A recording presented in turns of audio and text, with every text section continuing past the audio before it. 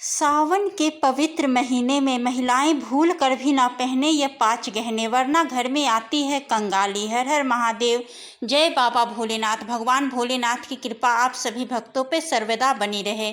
मित्रों, सावन के इस पवित्र महीने में महिलाएं भूल कर भी ना पहने ये 5 गहने, वरना व्रत हो जाएगा खंडित और जीवन हो जाएगा बर्बाद। अगर जिस महिला की शादी हो गई है तो ऐसे में अगर आपका पति भी इन 3 चीज़ों को पहनने के लिए बोले तो आप तुरंत मना कर दें। शादीशुदा महिलाओं को भूल कर भी इन 3 चीज़ों को कभी नहीं पहनना चाहिए, नहीं तो आप अपने पति की मृत्यु का कारण बन सकती है। आज की इस वीडियो को हर महिला को जरूर ही सुनना चाहिए। सावन का महीना भगवान शिव को समर्पित होता है। इस पवित्र माह में किए गए हर कार्य का सीधा असर आपके जीवन पे पड़ता है। खास तौर पे महिलाओं को सावन में कुछ बातों का विशेष ध्यान रखना चाहिए। आज हम आपको बताएंगे 5 ऐसे गहनों के बारे में जो सावन में पहनना अशुभ माना गया है। इन गहनों को पहनने से घर में दरिद्रता, क्लेश, धन की हानि हो सकती है। तो आइए जानते हैं वह 5 गहने जिन्हें सावन में भूल कर भी नहीं पहनना चाहिए। अगर आप ऐसा करती हैं तो घर में दरिद्रता फैलती है, आपके पति की आयु कम होती है, जीवन संकटों से घिर जाता है। इसलिए इस वीडियो को अंत तक अवश्य देखें। पहला गहना है लोहे का बिछुआ।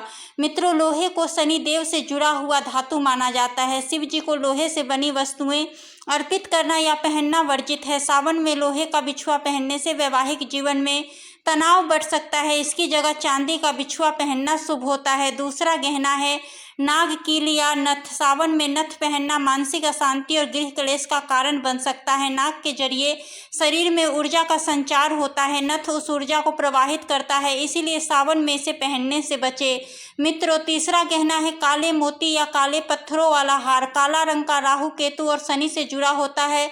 सावन में काले गहने को पहनना नकारात्मकता को आकर्षित करता है। इससे घर में रोग और धन की हानि हो सकती है, इसलिए इस महीने ऐसे गहने से दूर रहे। चौथा है बिना आवाज की पायल। पायल की मधुर ध्वनि सकारात्मक ऊर्जा फैलाती है, लेकिन बिना आवाज की पायल को तांत्रिक और अशुभ माना जाता है। सावन में इसे पहनना दरिद्रता को बुलावा देता है, इसलिए हमेशा बजने वाली पायल ही पहने। 5वां गहना है टूटा हुआ या खंडित गहना। शास्त्रों में टूटी चीज़ों को अशुद्ध और अशुभ माना जाता है। अगर आपके गहने टूटे हुए हैं तो सावन में उन्हें पहनने से बचे। ऐसे गहनों से नकारात्मक ऊर्जा आती है, जिससे घर में क्लेश, रोग और धन की कमी हो सकती है। सावन में गहनों की शुद्धता और सही चयन बहुत जरूरी है। इस पावन माह में चांदी के गहनों को शुभ माना जाता है। सावन के इस पवित्र महीने में सोना भी पहना जा सकता है, लेकिन पूजा पाठ के समय उतार देना चाहिए। शंख, मोती और सफेद रंग के गहने इस पवित्र महीने में सकारात्मक ऊर्जा को बढ़ाते हैं। हमेशा अपने गहने को साफ और चमकदार रखें। गंदे या पुराने गहनों से भी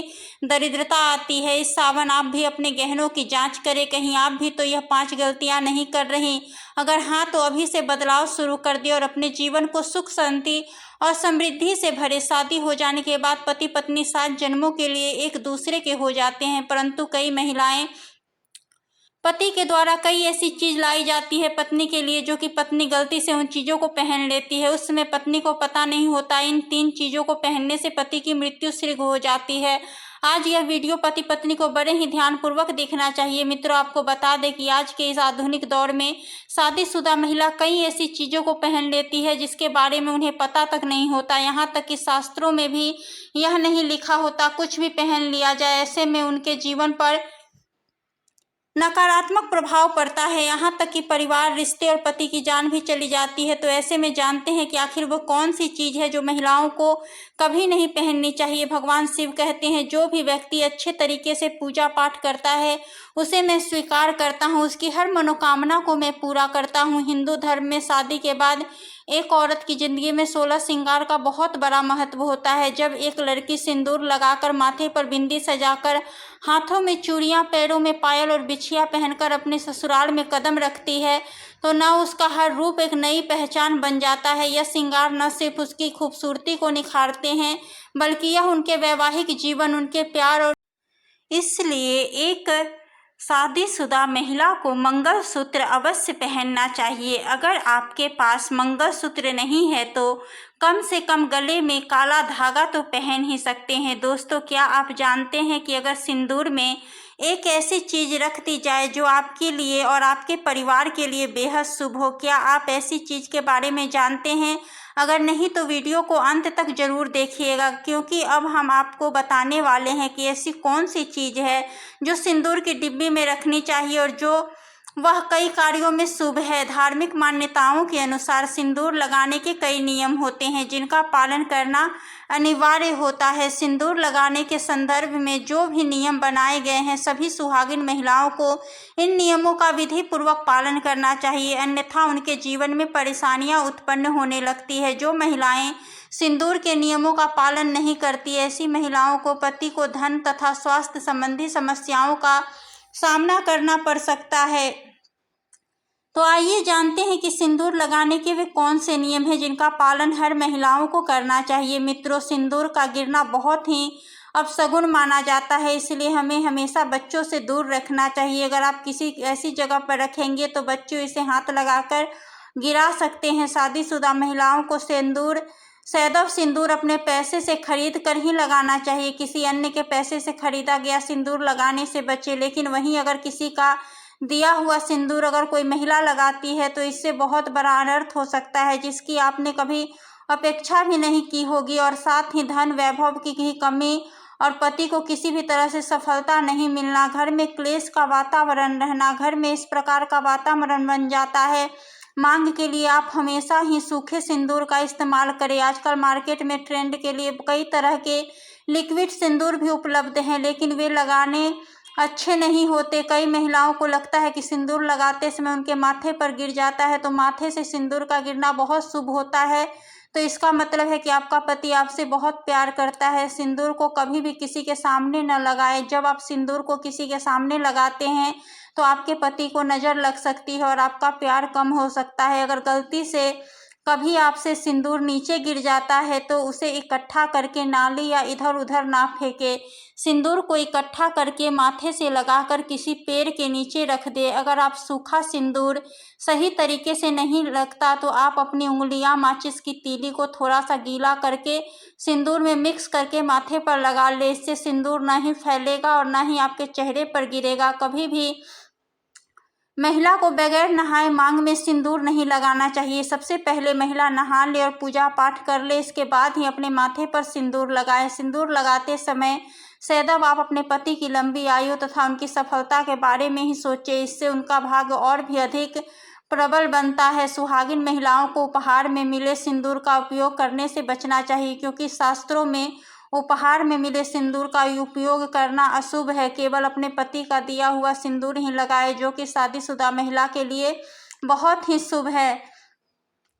चाहे कितनी भी बड़ी मजबूरी हो, परंतु शादीशुदा महिलाओं को किसी दूसरे महिला के सिंदूर को अपने मांग में भरने से बचना चाहिए। किसी दूसरी महिला के सिंदूर को मांग में भरना बहुत ही अशुभ होता है। ऐसा करने वाली महिलाओं के पति को धन संबंधी समस्याओं का सामना करना पड़ता है। घर में किसी भी तरह के सूतक या आपके पीरियड आ रहे हैं तो आप सिंदूर न लगाएं, क्योंकि यह सिंदूर का अपमान होता है। इसके साथ ही माँ लक्ष्मी ऐसे घर में प्रवेश नहीं करती है। पीरियड्स के दौरान महिलाओं को कई काम करने की मनाही होती है, जैसे रसोई घर में जाना, अचार छूना, पूजा पाठ करना या मंदिर जाना।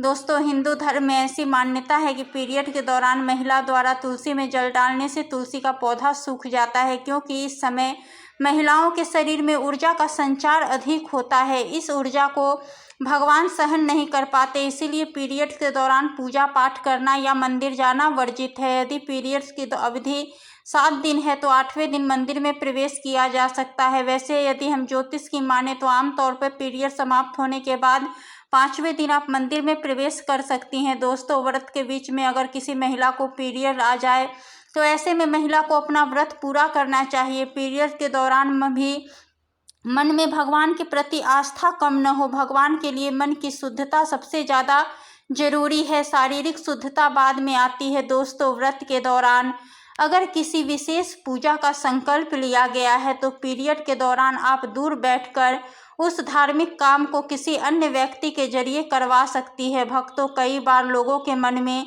यह सवाल उठता है कि क्या पीरियड के दौरान व्रत रखा जा सकता है। तो देखिए, धर्म का रास्ता कभी किसी को रोकता नहीं है, बस कुछ नियम और सावधानियां होती है जिसका पालन जरूरी होता है।